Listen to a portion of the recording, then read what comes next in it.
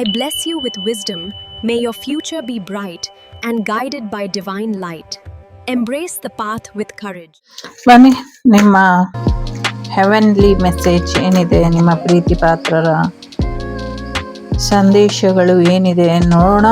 So let the animals on our support you, feel their unconditional love ಅಂತಾರೆ. ಸೊ ಪ್ರಾಣಿಗಳಿಂದ ನಿಮಗೆ ಇನ್ನೂ ಒಂದಷ್ಟು ಪ್ರಾಣಿಗಳ ರೂಪದಲ್ಲಿ ಅವರು ಬಂದು ನಿಮಗೆ ಪ್ರೀತಿನ ತೋರಿಸಿ ಹೋಗ್ತಾರೆ ಅನ್ನುವಂಥದ್ದು ಇದೆ. ಜಾಸ್ತಿ ಚಿಂತೆ ಮಾಡೋದಕ್ಕೆ ಹೋಗಬೇಡಿ. ಸೊ ಸಹಾಯ ಮಾಡೋದಕ್ಕೆ ಒಂದಷ್ಟು ಜನರನ್ನ ನಿಮ್ಮ ಜೀವನಕ್ಕೆ ನಾವು ಕಳಿಸಿ ಕೊಡ್ತೀವಿ ಅಂತ ಹೇಳ್ತಾ ಇದ್ದಾರೆ. ಜೊತೆಗೆ ಯಾರಿಗೋ ನಿಮ್ಮ ಸಹಾಯದ ಅಗತ್ಯ ಇದೆ, ಅವರಿಗೆ ಸಹಾಯನ ಮಾಡಿ ಅಂತ ಕೂಡ ಹೇಳ್ತಾ ಇದ್ದಾರೆ.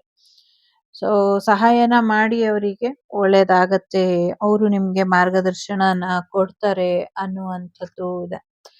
ಜೊತೆಗೆ ತುಂಬಾ ಕೇರ್ ಮಾಡ್ತೀವಿ ನಾವು ನಿನ್ ಬಗ್ಗೆ.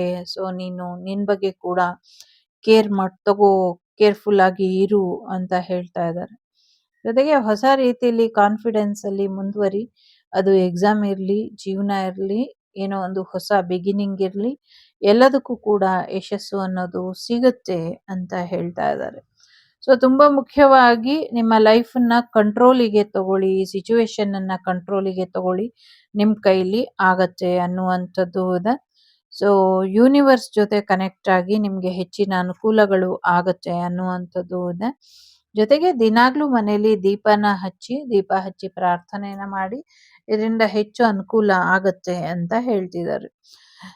41-1-3-20-19-35 ನಂಬರ್ ಇಂಪಾರ್ಟೆಂಟ್ ಅಂತ ಅನಿಸ್ತಾ ಇದೆ. ಟೇಕ್ ಕೇರ್, ಬಾಯ್, ನಮಸ್ತೆ. The Sri Vagdevi Tarot channel is so glad to see you again. Thank you for watching our tarot card readings today.